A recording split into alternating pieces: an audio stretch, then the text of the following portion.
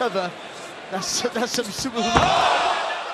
역사상 주목받는 수많은 헤비급 복서들이 있었습니다. 하지만 이 정도로 빠른 헤비급 선수가 있었나 싶을 정도로 눈에 띄는 선수가 있습니다. 바로 모세스 이타오마입니다. 물론 이타오마가 주목받는 이유는 단순히 빠르기 때문만은 아닙니다. 아직 20대 초반 2004년생 어린 선수임에도 불구하고 경기 운영이 굉장히 능숙하고 상대가 준비하기 전에 먼저 자리를 잡고 먼저 반응하고 먼저 공격을 시작합니다. 그래서 오늘은 모세스 이타오마가 왜 헤비급에서 특별한 유망주로 평가받는지, 그리고 빠른 KO가 단순한 파워 때문만은 아닌 이유를 하나씩 분석해 보겠습니다. 이타오마의 가장 큰 장점은 핸드 스피드입니다. 헤비급에서 이 정도로 손이 빠른 선수는 쉽게 보기 어렵습니다. 보통 헤비급 선수들은 펀치 하나에 무게가 실리는 대신 동작이 조금 크게 보이는 경우가 많습니다. 하지만 이타오마는 손이 나오는 과정이 짧고 빠릅니다. 상대가 반응하기 전에 이미 첫 펀치가 도착하고 상대가 가드를 정리하려는 순간 두 번째 펀치가 이어집니다. 그래서 상대방 입장에서는 한 방을 피했다고 생각해도 곧바로 다음 펀치가 들어오는 느낌을 받게 됩니다. 바로 이렇게요. Again, not taking any major risk, but again the speed being shown to the full effect. 방금 전에 잽2로 상대방을 공격을 했는데, 첫 번째 잽에는 이렇게 반응을 했어도 두 번째 잽에는 반응하지 못하고 정타를 허용했습니다. 그리고 이타오마의 뒷손에 반응을 하려고 하는데 미세하게 방어가 늦죠. 그리고 자세히 살펴보시면 이타오마의 콤비네이션 중 둘 중 하나는 계속해서 반응이 늦는 것을 볼 수가 있습니다. Yeah, and he isn't in a hurry. I want a step-by-step approach, he said. And that was a little open. Down the right, and he goes. Feel the power, delivered the power, and he might end this before the end of this round here. Plenty of time left. And there's been a look of genuine fear in the eyes of that since the start of this fight, and he cannot fend his man off, and the referee is going to stop it, and rightly so. That was taking considerable punishment. 하지만 이타오마는 단순하게 핸드 스피드가 빨라서 이렇게 주목받는 것은 아닙니다. 또 다른 장점은 첫 반응 속도입니다. 여기서 상대방이 레프트 훅을 날리는데 이렇게 정확한 타이밍에 반응을 하고 카운터 펀치까지 성공하는 것을 볼 수가 있습니다. 그리고 여기서도 반응 속도가 엄청나죠. 물론 상대방 펀치 궤적이 조금 큰 감은 있는데 그래도 느린 장면으로 반응하는 타이밍을 보면 굉장하다는 것을 느낄 수가 있습니다. 그러니까 이렇게 핸드 스피드뿐만 아니라 반응 속도도 빠르다 보니까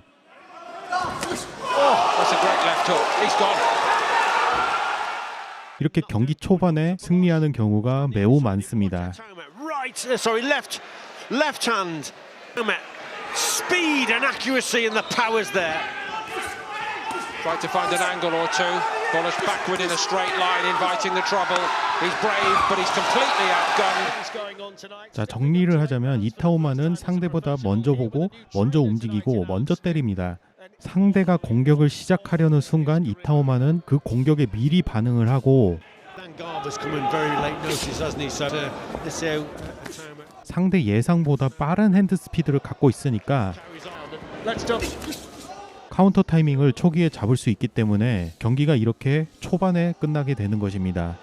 There's Garber just walking on to another one. Let's just make the point that he only took this fight on Monday. Some fair play to him. His hands are getting quicker. He's got disrupted. Just setting it up behind the jab. There's again that left-hand counter as Garber comes forward. A really sharp, fast, short right hand that caught him flush. There's another one in his own corner, clubbing left.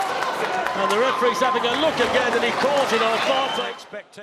이타오마의 또 다른 장점은 핸드 스피드를 극대화시키는 세팅에 있습니다. 저희 여기서 잠깐 이타오마의 자세를 살펴보겠습니다. 이타오마는 다리를 상대 기준으로 거의 일직선에 가깝게 앞뒤로 벌리고 있습니다. 그런데 상체는 상대를 정면으로 바라보고 있습니다. 그리고 앞손인 오른팔은 팔꿈치가 몸통과 직각에 가깝게 열려 있습니다. 이 자세는 제가 여러 번 설명했던 전형적인 스티프 잽 자세입니다. 상체가 살짝 돌아가 있는 상태이기 때문에 허리와 앞쪽 어깨 근육에 이미 텐션이 걸려 있습니다. 그 상태에서 활 시위를 놓듯이 앞손 잽을 뻗어줍니다. 조금 다른 얘기를 하자면 얼마 전 UFC에서도 토프리아를 상대로 상당히 효과를 봤던 잽입니다. 발은 앞뒤로 놓고 상체는 상대를 정면으로 바라보면서 왼쪽 팔꿈치는 들고 있는 게 방금 이타오마의 자세와 흡사합니다.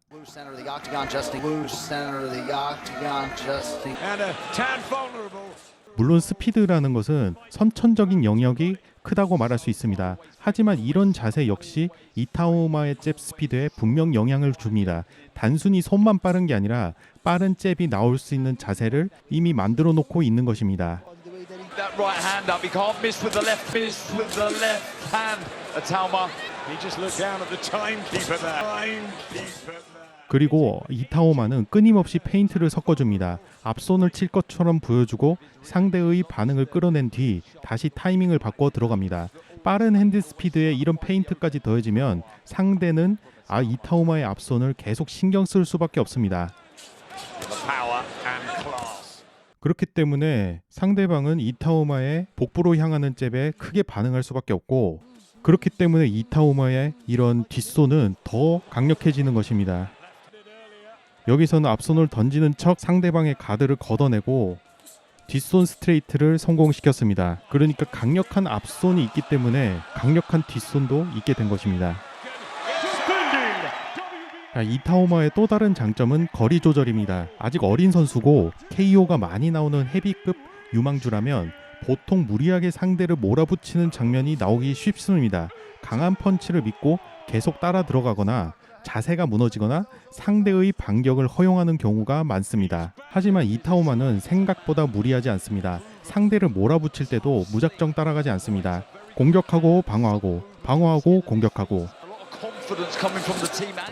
하지만 가끔은 이렇게 타이밍을 엇박자로 가져가면서 카운터를 성공시키기도 합니다.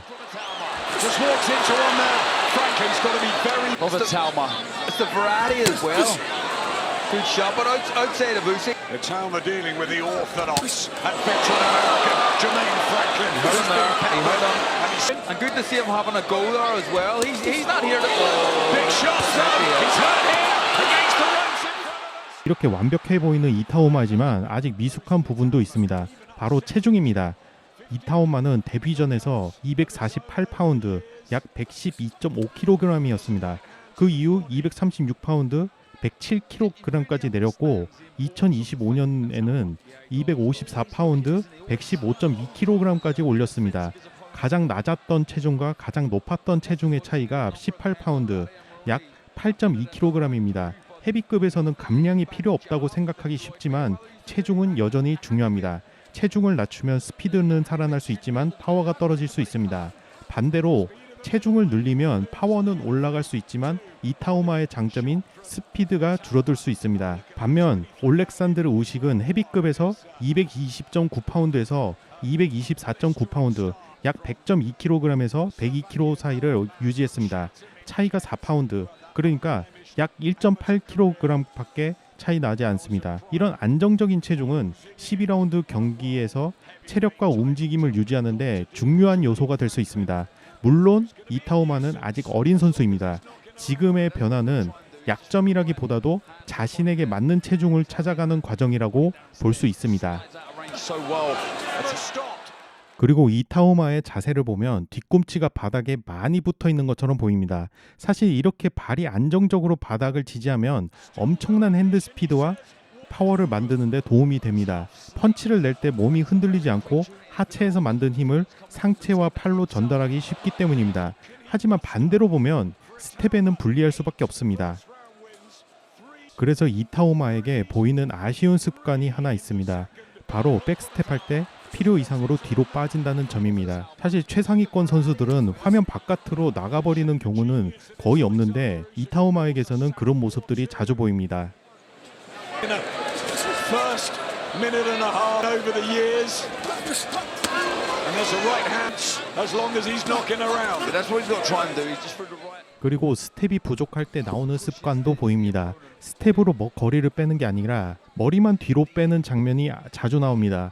물론 급한 상황에서는 어떤 선수든 이런 동작이 나올 수 있습니다. 하지만 이타우마에게는 이 움직임이 어느 정도 습관처럼 자리 잡은 것처럼 보입니다. 머리만 뒤로 빼는 회피가 위험한 이유는 분명합니다. 첫 번째 펀치는 피할 수 있어도 두 번째 펀치에는 취약해질 수 있습니다.